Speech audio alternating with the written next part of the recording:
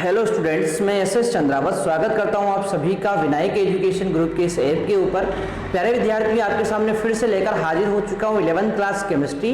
और इस 11th class chemistry के अंदर अपन चर्चा कर रहे हैं लेसन सेकंड परमाणु की संरचना एटॉमिक स्ट्रक्चर के बारे में। प्यारे विद्यार्थियों, इसमें अपनी चर्चा चल रही है कि परमाणु की संरचना को कौन कौन से वैज्ञानिकों ने किस किस प्रकार से मॉडल के माध्यम से प्रस्तुत किया, और इसमें थॉमसन का परमाणु मॉडल अपन पढ़ चुके हैं। इसके बाद अपन चर्चा करेंगे रदरफोर्ड के परमाणु मॉडल के बारे में। इस रदरफोर्ड के परमाणु मॉडल के बारे में विस्तार से चर्चा मैं पिछले वीडियो के अंदर कर चुका हूं। मैंने आपको बताया है कि रदरफोर्ड ने अपने परमाणु मॉडल के अंदर सोने की एक बहुत ही पतली पन्नी जो 100 mm मोटाई की थी, उस पतली पन्नी के ऊपर अल्फा कणों की बौछार की और इसकी बौछार करके कुछ प्रेक्षण प्राप्त किए, जिनमें पहला प्रेक्षण था कि अधिकांश अल्फा कण सोने की पतली पन्नी को पार करते हुए सीधे निकल गए।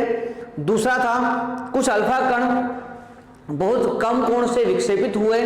और तीसरा प्रेक्षण था कि यहाँ पर जो है लगभग 20,000 में से एक अल्फा कण ऐसा था जो जिस मार्ग पर गया उसी मार्ग पर वापस लौट आया, यानी कि 180 डिग्री के कोण पर विक्षेपित हुआ।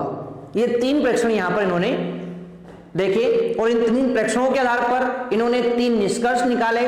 और निष्कर्षों के अंदर पहला निष्कर्ष तो ये था कि परमाणु का अधिकांश भाग रिक्त होता है, परमाणु का अधिकांश भाग खाली होता है, और परमाणु का अधिकांश भाग खाली होने के कारण ही अधिकांश अल्फा कण उस पन्नी को पार करते हुए कहां निकल रहे हैं, आर पार निकल रहे हैं।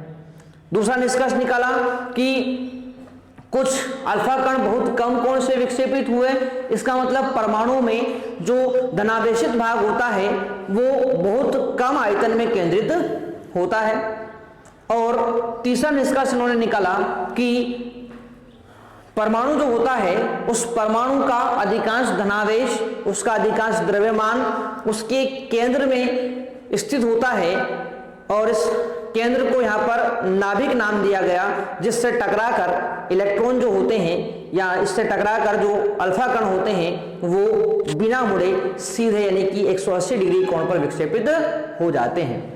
तो इन्होंने अपने नाभिकीय परमाणु मॉडल के अंदर 3 प्रेक्षण प्राप्त किए, 3 प्रेक्षणों के आधार पर 3 निष्कर्ष निकाले और उन 3 निष्कर्षों के आधार पर अपना नाभिकीय परमाणु मॉडल प्रस्तुत किया। और उस नाभिकीय परमाणु मॉडल के अंदर कौन कौन से मुख्य बिंदु इन्होंने बताए उसके बारे में अपना आज यहां पर चर्चा करने वाले हैं। तो हेडिंग है अपना रदरफोर्ड के नाभिकीय परमाणु मॉडल के मुख्य बिंदु या मुख्य अभिग्रहित भी आपको दे सकते हैं, वो निम्न प्रकार हैं। ध्यान से सुनेंगे। पहला अभिग्रहित यहां पर है कि परमाणु का धनावेश एवं अधिकांश द्रव्यमान एक अत्यंत अल्प भाग में केंद्रित होता है, और इस अत्यंत अल्प भाग को अपन क्या बोलेंगे, नाभिक कहेंगे। यानी परमाणु के अंदर जितना भी धनावेश होता है, परमाणु के अंदर जितना भी द्रव्यमान होता है, वो अधिकांश द्रव्यमान उसके एक छोटे से भाग में केंद्रित होता है, उसके केंद्र के अंदर एक छोटे से भाग के अंदर केंद्रित होगा, और उस छोटे से भाग को, उस अल्प भाग को अपन क्या बोलते हैं, नाभिक कहते हैं। इस प्रकार रदरफोर्ड ने ही नाभिक की खोज की है। तो कभी पूछ लिया जाए आप लोगों से कि नाभिक की खोज कौन से वैज्ञानिक द्वारा की गई, तो वो थे अपने रदरफोर्ड। आगे बात करें तो दूसरा बिंदु इसका बोलता है कि नाभिक के चारों ओर इलेक्ट्रॉन वृत्ताकार पथों में चक्कर लगाते हैं, जिन्हें कक्षा कहते हैं, ऑर्बिट कहते हैं। यानी कि नाभिक के चारों ओर इलेक्ट्रॉन जो होते हैं वो वृत्ताकार पथों में घूमते हैं, वृत्त के जैसे आकार के पथों में वो घूमते हैं। और इन वृत्ताकार पथों को क्या बोला जाता है, इन वृत्ताकार पथों को अपन बोलते हैं आपके कक्षा या ऑर्बिट कहते हैं। क्या बोलते हैं, कक्षा या ऑर्बिट कहते हैं। अब आगे अपन बात करें इसके बारे में, तो ध्यान से आप लोग देखें इन्होंने क्या किया है। इन्होंने देखो 2 बातें समझा दी अपन को। पहली बात तो ये समझा दी कि परमाणु के केंद्र में कौन है, नाभिक है, जिसमें अधिकांश धनावेश केंद्रित है। और दूसरी चीज इन्होंने बता दी अपन को कि उस नाभिक के चारों ओर वृत्ताकार पथों में कौन चक्कर लगा रहा है, इलेक्ट्रॉन यहां पर चक्कर लगा रहे हैं। ये बात अपन को इन्होंने बता दी है। अब इसी प्रकार से इसी प्रकार से आपने एक और चीज देखी है और वो है सौर मंडल। तो ध्यान रखिए भाई, रदरफोर्ड ने अपने परमाणु मॉडल की तुलना किससे की है? सौर मंडल से की है। आपको पता है कि सौर मंडल के अंदर जो केंद्र होता है ना, केंद्र में स्थित है कौन? सूर्य। भाई आपको पता है कि सौर मंडल जो अपना है, उस सौर मंडल के अंदर केंद्र में कौन है? सूर्य है। जैसे अपने परमाणु के अंदर नाभिक है, वैसे ही उस सौर मंडल के अंदर केंद्र में सूर्य है, ठीक है। और उस सूर्य के चारों ओर वृत्ताकार पथों में कौन चक्कर लगा रहे हैं? विभिन्न ग्रह चक्कर लगा रहे हैं। जैसे पृथ्वी जो है, वो पृथ्वी सूर्य के चारों ओर वृत्ताकार पथों में क्या कर रही है? चक्कर लगा रही है, ठीक है। तो उसी प्रकार से यहां पर हो रहा है कि यहां पर भी इलेक्ट्रॉन क्या कर रहे हैं? उस नाभिक के चारों ओर वृत्ताकार पथ में चक्कर लगा रहे हैं। इसका मतलब क्या हुआ? इसका मतलब ये हुआ कि ये जो रदरफोर्ड है, इनके परमाणु मॉडल, इनका जो परमाणु मॉडल है वो सौर मंडल से मिलता जुलता है ना। तो ये क्वेश्चन आप लोगों से बहुत बार पूछा जाता है एग्जाम के अंदर कि ऐसे कौन से वैज्ञानिक थे जिन्होंने अपने मॉडल की तुलना सौर मंडल से की है? ऐसे कौन से वैज्ञानिक थे जिन्होंने अपने मॉडल की तुलना किससे की है? सौर मंडल से की है। तो वो थे कौन? रदरफोर्ड, ठीक है। तो इस बात को आप लोग ध्यान रखेंगे। एक बार मैं फिर रिपीट कर रहा हूं कि नाभिक के चारों ओर इलेक्ट्रॉन वृत्ताकार पथों में चक्कर लगाते हैं, जिन्हें कक्षा या ऑर्बिट कहते हैं। मतलब रदरफोर्ड का परमाणु मॉडल सौर मंडल से मिलता जुलता है, जिसमें सूर्य नाभिक के समान होता है और ग्रह गतिमान इलेक्ट्रॉन के रूप में होते हैं। तो ये इसका दूसरा बिंदु हो गया आपका। नेक्स्ट बात करें, तीसरा महत्वपूर्ण बिंदु कौन सा है इस मॉडल का? तो देखो, इलेक्ट्रॉन व नाभिक के मध्य स्थिर विद्युत आकर्षण बल पाया जाता है। अब आपको पता ही अच्छे से कि नाभिक के अंदर धनावेश है और बाह्यतम कोश में इलेक्ट्रॉन क्या कर रहे हैं? चक्कर लगा रहे हैं। तो धनावेश केंद्र में है, बाहर इलेक्ट्रॉन जिनके ऊपर ऋणावेश है वो चक्कर लगा रहे हैं। तो हमेशा ध्यान रखना, जब भी धन और ऋण आता है ना, तो उनके मध्य हमेशा कौन सा बल काम करता है? स्थिर वैद्युत आकर्षण बल काम करता है। जहां पर भी धन व ऋण आएगा वहां पर स्थिर वैद्युत आकर्षण बल कार्य करता है। तो यहां पर इनका लास्ट पॉइंट बोलता है कि इलेक्ट्रॉन व नाभिक के मध्य कौन सा बल होगा? स्थिर वैद्युत आकर्षण बल पाया जाता है। इस प्रकार से इन तीन बिंदुओं के माध्यम से इन्होंने अपना परमाणु मॉडल प्रस्तुत किया, जिसे रदरफोर्ड का नाभिकीय परमाणु मॉडल कहते हैं, ठीक है। तो ये आपका रदरफोर्ड का नाभिकीय परमाणु मॉडल के मुख्य अभिगणित आपसे पूछा जाए तो आपको यही तीन बिंदु लिखने हैं, ठीक है। जब भी आपसे क्वेश्चन पूछा जाए कि रदरफोर्ड के परमाणु मॉडल या नाभिकीय परमाणु मॉडल के मुख्य अभिगणित लिखिए, मुख्य बिंदु लिखिए, तो स्टार्टिंग से आपको नहीं लिखना है। कहां से लिखना है आपको? ये तीन बिंदु आपको लिखने हैं, ठीक है। चलो, तो ये बात हो गई इसके मुख्य बिंदु के बारे में यहां पर बात। अब बात करेंगे अपन कि रदरफोर्ड का जो ये मॉडल है, इसकी कुछ दोष हैं, इसकी कुछ कमियां हैं, ठीक है। और इन कमियों के अंदर अपन बात करें तो रदरफोर्ड के मॉडल की जो कमी रही है उसको आप लोग ध्यान से समझने का प्रयास करेंगे। देखो, रदरफोर्ड क्या बोल रहे हैं? रदरफोर्ड बोल रहे हैं कि नाभिक केंद्र में है और उसके चारों तरफ इलेक्ट्रॉन क्या कर रहे हैं? चक्कर लगा रहे हैं। अब एक बात आप लोग ध्यान रखना कि कोई भी कण, आपको पता है इलेक्ट्रॉन भी क्या है? एक प्रकार का कण है, ऋणावेश उसके ऊपर पाया जा रहा है, मतलब वो आवेशित कण है, ठीक है। अब इलेक्ट्रॉन एक प्रकार का कण है, उसके ऊपर आवेश पाया जा रहा है, ऋणावेश, इसलिए वो ऋणावेशित कण है। और जब कोई भी आवेशित कण क्या कर रहा है? वृत्ताकार पथ में चक्कर लगाता है ना, तो आपको पता होना चाहिए प्रत्येक बिंदु पर उसकी दिशा बदल रही है। भाई वृत्ताकार पथ में कोई भी परमाणु वृत्ताकार पथ में चक्कर कैसे लगाएगा? देखो इधर ये वृत्ताकार पथ है।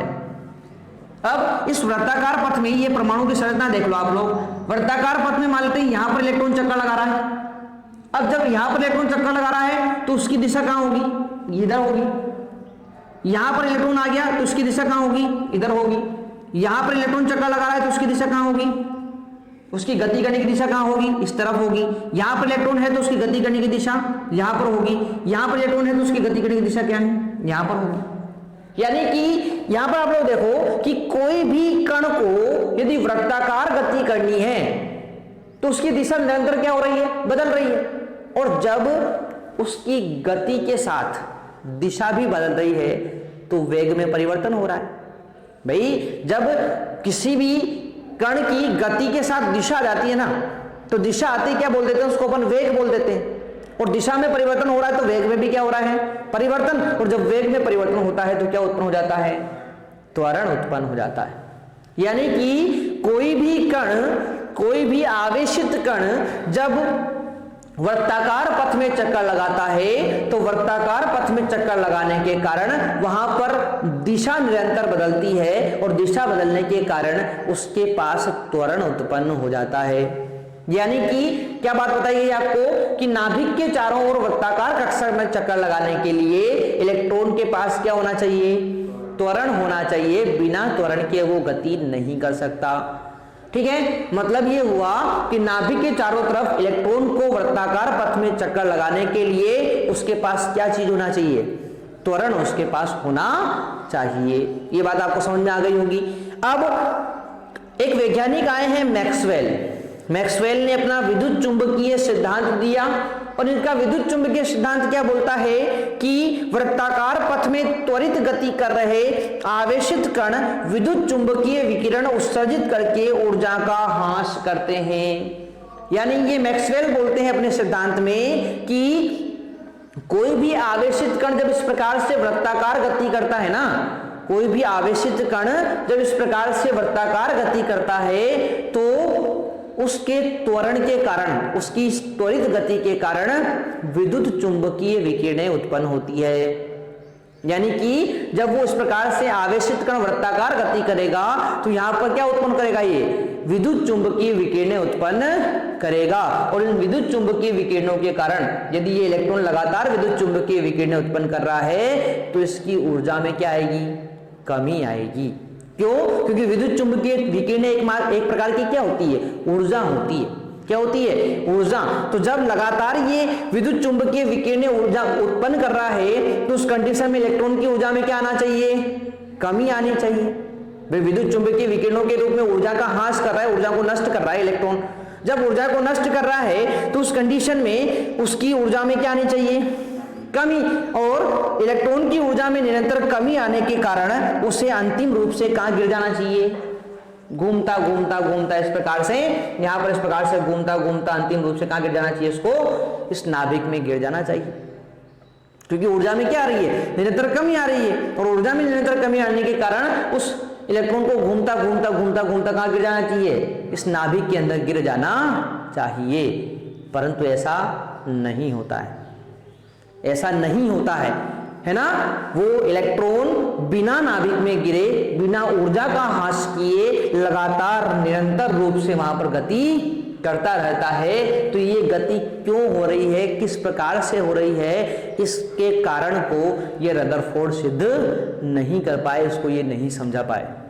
ठीक है, तो यही इसकी एक कमी थी। एक बार मैं फिर रिपीट कर रहा हूं, ध्यान से आप लोग देखेंगे कि नाभिक के चारों ओर वृत्ताकार कक्षाओं में चक्कर लगाने के लिए इलेक्ट्रॉन के पास त्वरण होना चाहिए। और मैक्सवेल के विद्युत चुंबकीय सिद्धांत के अनुसार वृत्ताकार पथ में त्वरित गति कर रहे आवेशित कण विद्युत चुंबकीय विकिरण उत्सर्जित करके ऊर्जा का ह्रास करते हैं। अतः इलेक्ट्रॉन की ऊर्जा में निरंतर कमी आने के कारण उसे अंतिम रूप से नाभिक में गिर जाना चाहिए, परंतु ऐसा नहीं होता है। अर्थात यहाँ पर यह बात अपन को समझ में आ गई कि परमाणु अस्थायी होना चाहिए। मैक्सवेल के अनुसार तो परमाणु क्या होना चाहिए, अस्थायी होना चाहिए, यानी कि इलेक्ट्रॉन को नाभिक के अंदर गिर जाना चाहिए। परंतु वास्तव में ऐसा नहीं होता है, परमाणु स्थायी होता है। यानी कि जो आपका इलेक्ट्रॉन होता है वो बिना ऊर्जा का ह्रास किए निरंतर गति करता रहता है। तो ये चीज क्यों हो रही है, इस चीज को ये रदरफोर्ड नहीं समझा पाए। ये इनके मॉडल की क्या हो जाएगी, कमी हो जाती है। ठीक है, तो इस प्रकार से ये इनके मॉडल की यहाँ पर कमी हो गई है। पहली कमी मैंने आपको बता दी है। इसके बाद एक और कमी इसकी होती है, उसको भी अपन यहाँ पर नोट कर लेते हैं थोड़ा सा। ठीक है, तो पहली कमी आपने नोट कर ली होगी।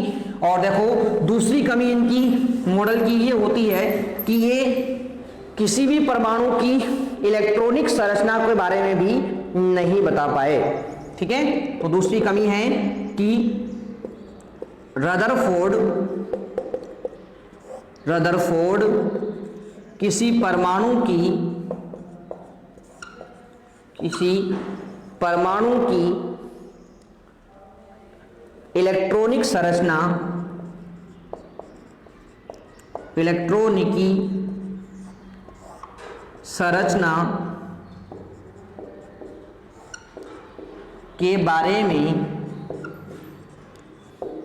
इलेक्ट्रॉनिकी संरचना के बारे में वर्णन नहीं कर पाए। ठीक है, तो ये परमाणु की इलेक्ट्रॉनिकी संरचना के बारे में वर्णन नहीं कर पाए, यानी इन्होंने ये तो बता दिया कि नाभिक के चारों ओर वर्ताकार पथों में इलेक्ट्रॉन चक्कर लगाते हैं, ये बात तो इन्होंने बता दी, परंतु ये चीज नहीं बता पाए कि वो वर्ताकार कक्षा होगी कहां पर। ठीक है, वो वर्ताकार कक्षाएं कहां पर होगी, किस प्रकार से इलेक्ट्रॉन चक्कर लगाएगा, इसके बारे में ये नहीं बता पाए। ठीक है ना, तो इस प्रकार से रदरफोर्ड के मॉडल की पहली कमी आपको बता चुका हूं। दूसरी कमी थी कि परमाणु की इलेक्ट्रॉनिक संरचना के बारे में ये वर्णन नहीं कर पाए। ठीक है, तो ये था अपना रदरफोर्ड का परमाणु मॉडल और उसकी कमियां जो अपन ने यहाँ पर अच्छे से कंप्लीट कर ली है। आशा करता हूँ सभी प्यारे विद्यार्थियों को ये बात बिल्कुल समझ में आ गई होगी।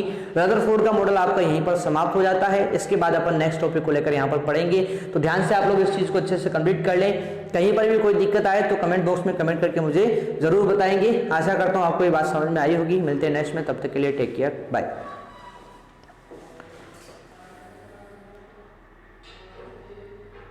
तो बंद ही हो गया भाई।